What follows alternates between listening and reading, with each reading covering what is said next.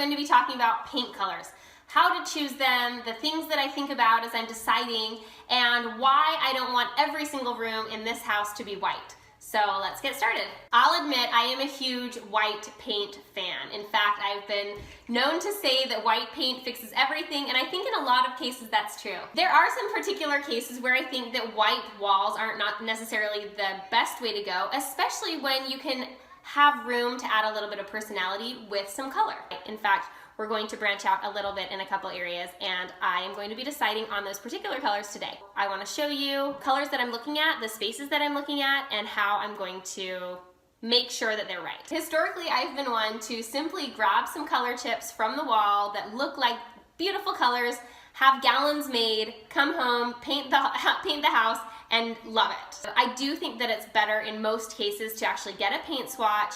They're really inexpensive, so like I'm getting these little paint things from Sherwin-Williams for $5 each, and then put some paint on the wall so that you can see it in the space with the shadows, the windows, the light. You can look at it at all different times of day, and that really makes a difference, because something that you love in the morning you may hate in the evening with the golden hour light, so that you're really sure that this is the paint that you want. If it's not, you can just repaint it, so it's all gonna be fine. It'll all be fine. Today I'm going to be looking at the patio room and the 2 bedrooms. I already decided that I'm going to paint the bathroom black, and I will show you why as we're walking over there in just a second. This room is right off of the living room. It has 4, 5-foot windows. They're as big as me, the 2 that are right in front of me where the light's coming from, and then these 2 over here. And there's actually very little wall space. Because you walk into the living room and that's gonna be all white, and the dining room behind it is all white, I thought it would be fun to add a little something warm and interesting over here. And for some reason, I keep coming back to pink. I was really inspired when we were traveling in Italy last month by all of the really subtle rosy pinks, not like bubblegum pink at all, not the typical millennial pink either, a little bit more beigey pink in really subtle tones. And so I grabbed a couple samples, and I'm gonna put a little bit of that on the wall in here right now, and we can take a look. The colors that I'm looking at for this room are Cabbage Rose and Roycroft Rose. It's so pretty. I love this color. It's such a pretty color. Okay, that one is the Cabbage Rose. So just like right off the bat, the Cabbage Rose feels more like a neutral pink, and the Roycroft Rose is a little bit darker. It feels almost mauve, like up in this corner where there's shadow. It gets pretty dark, and so I think that I like the Cabbage Rose just right this instant for it feeling more like a light gray rose. Roycroft Rose looks like blush to me. It's a really pretty color. It looks like I want it on my face.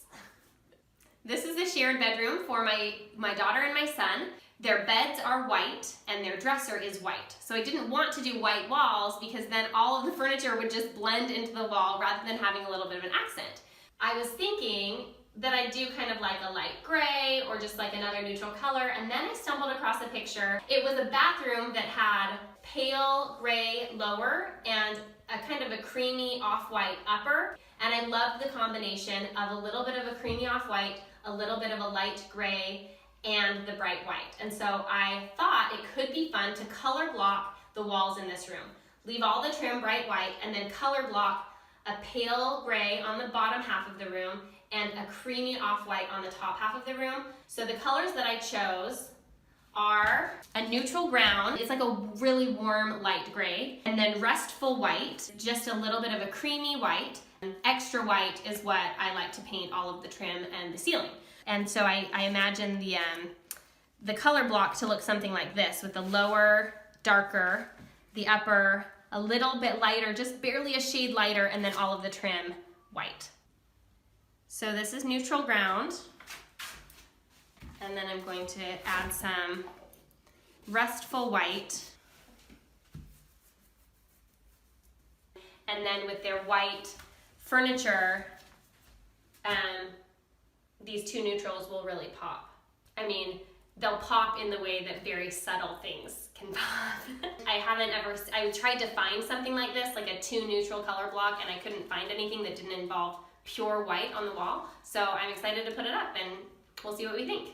This is the final downstairs bedroom. It's for my older son. He's so excited to have his own room for the first time. One of the things that I like to think about is the other colors that are already going to be happening in the room. So I know that the dresser is this really beautiful Derbyshire because I painted it this color a couple years ago. And then I haven't chosen a bed yet. I'm thinking that we're gonna do maybe a light gray headboard. And I wanted to do one solid dark blue, some shade of dark blue wall. This Oceanside is the Sherwin-Williams color of the year, and I keep seeing it because they're promoting it, and I love it every time I see it, so I thought that we'd try that. I initially thought that I would do like a light gray next to this blue accent wall, and then as I was looking at the chips over and over, it just seemed like there was too much cool temperature happening with the green of the dresser, the gray of the headboard, and then this blue wall. So I chose a creamier off-white. It's called Roman Column, and then with the white trim, I think that it'll all look so pretty. I won't lie, I also liked that it was called Roman Column because we just got back from Rome. So the idea of putting Roman Column up on the wall seemed very appealing. Can I help? Cool. You know what this one's called? What? Oceanside. So it's a fun color, and when it's applied with a couple coats the way that it should be, I think it's gonna be a really fun backdrop, but I also wanna come back and look at it in the bright sunlight. But I think it's such a pretty color, and I know that I like it because I keep coming back and back to it when I see it in pictures and things, so I'm excited to see what I think tomorrow. This small bathroom is so cute. So this is a 1948 Cape Cod style home in Richmond, Virginia. It has this white and black tile, the white and black basket weave floor, and it's just really, really darling. What I am really excited to do is paint all the painted space in this bathroom black. So this black tile line is going to essentially disappear when I add Black Magic, which is not the darkest, deepest black that Sherwin-Williams offers. That's tricorn black. I like Black Magic for this room to not be quite so deep, and it has like a touch of charcoal in it.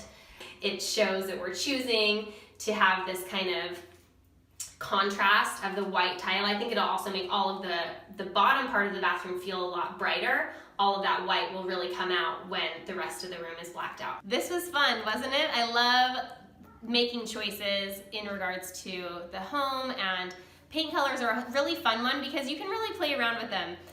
Like I said earlier, you can choose one, and if you don't love it, you can always repaint it later. It's not the hugest commitment in the world, but it always makes such a big difference to add interest with paint. And I hope that you've enjoyed this video. I hope that you're coming back every week because we're sharing tips and tricks, befores and afters as we fix up, renovate, and decorate this home in Richmond, Virginia. We will see you here next time. Thanks for being here.